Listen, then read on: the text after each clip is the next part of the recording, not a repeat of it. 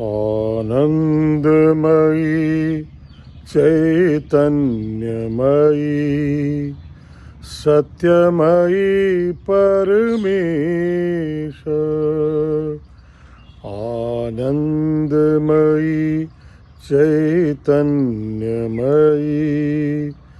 सत्यमयी परमेश। आनंदमयी चैतन्यमयी सत्यमयी परमेश। आनंदमयी चैतन्यमयी सत्यमयी परमेश। आनंदमयी चैतन्यमयी सत्यमयी परमेश। आनंदमयी चैतन्यमयी सत्यमयी परमेश। आनंदमयी चैतन्यमयी सत्यमयी परमेश। आनंदमयी चैतन्यमयी सत्यमयी परमेश। आनंदमयी चैतन्यमयी सत्यमयी परमेश। आनंदमयी चैतन्यमयी सत्यमयी परमेश। आज हम लोग 24 जनवरी 2022 में प्रवेश कर चुके हैं। माँ को गए हुए लगभग 22 साल से अधिक समय व्यतीत हो चुका है और पिताजी गए हुए लगभग 23 साल या 21 साल माँ के बाद पिताजी गए थे। 21 साल व्यतीत हो चुका है। हम सभी जो उनके संतान हैं, 7 में से एक तो पहले ही चले गए, 6 अभी हम लोग हैं जो इस धरती पर हैं, उनके अंश के रूप में हैं। और उनसे उन 6 से जुड़े हुए जो और परिवार हैं, उसमें भी हमारे परिवार के सबसे छोटे और बहुत ही प्राणवान सदस्य मिश्रा जी भी पिछले साल छोड़कर चले गए। हम सभी उसी मार्ग पर हैं। अंततः हमें परमपिता परमेश्वर और जहाँ हमारे पूर्वज, हमारे माता पिता, हमारे अभिन्न, हमारी छोटी बहन, हमारे छोटे बहनोई गए हुए हैं, उनसे मिलना ही है। अब इस स्टेशन पर नहीं, अगले स्टेशन पर मिलेंगे।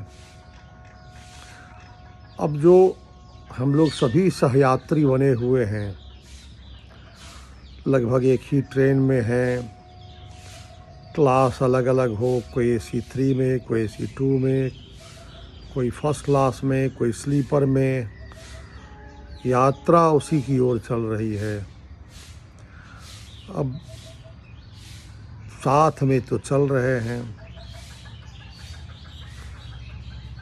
इस सत्य को मानते हुए और इस मौके को मानते हुए कि यह मौका मिला है हमको साथ में चलने का, साथ में रहने का, तो इस मौके का हम लोग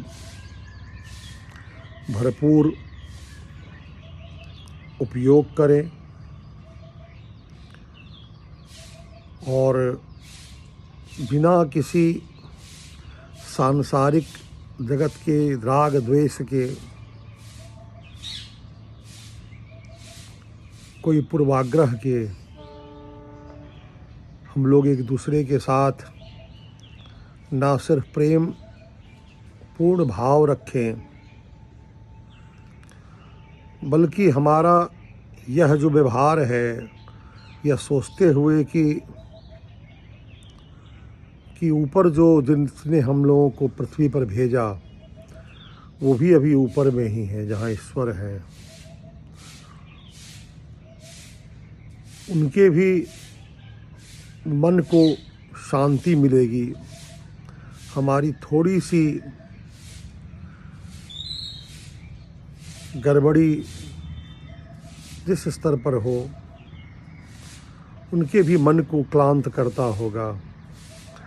कौन अपने संतानों के बीच में चाहेगा कि उनमें प्रेम ना हो, स्नेह ना हो, लगाव ना हो। मुझे भी अपने संतान के साथ, अभी जितने भी हम लोग आज हैं उनको भी अपने संतान के साथ है। बड़ा स्वाभाविक है, चाहे इस इहलोक में हो या परलोक में हो। इसलिए तो हम अपने परमपिता परमेश्वर से भी अपेक्षा करते हैं कि वो हमारे छोटे छोटे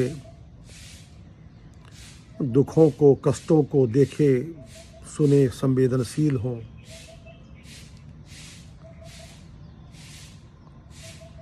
लेकिन हमें भी सोचना होगा कि हमें परमपिता परमेश्वर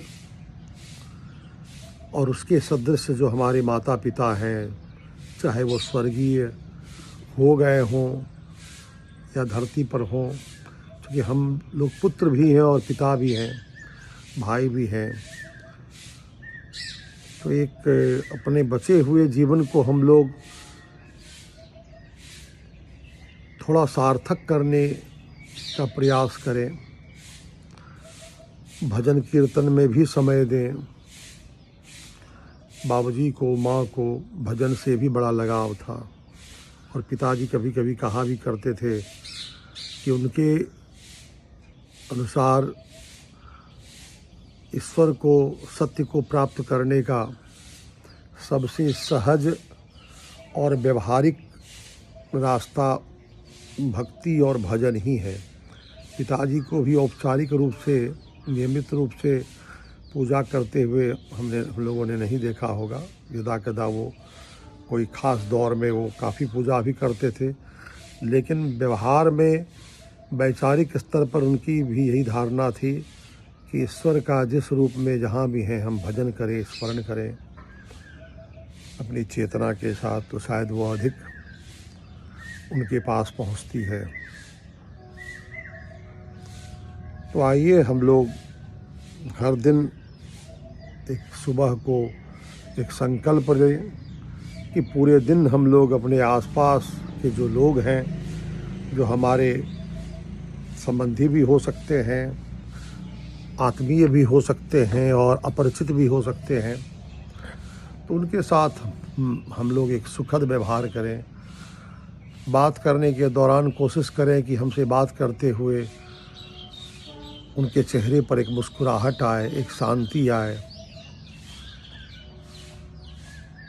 हमारे प्रति उनके मन में एक शुभ भाव आए और अपनी बात से, विचार से, व्यवहार से हम किसी को क्लांत ना करें। और शायद हमको लगता है कि हमको अपने पूर्वजों, माता पिता को इससे अच्छी श्रद्धांजलि, इससे अच्छा उनके प्रति हम उद्गार और कुछ हो ही नहीं सकता है। जो चले गए हैं वो भी कहीं न कहीं से हमारी बेबी, हमारे मिश्रा जी, माँ बाप जी और जो भी जिनके निकट संबंधी हैं, जो हमारे वैवाहिक संबंध से जो जुड़ते हैं, चाहे वो ससुर हों, चाहे सास हों, चाहे और सदस्य हों, सभी सम्मानित हैं और सभी हम लोग के व्यवहार को कहीं न कहीं देख रहे हैं। हम लोग इसी बात में विश्वास रखते हैं। आइए आज का दिन शुभ हो।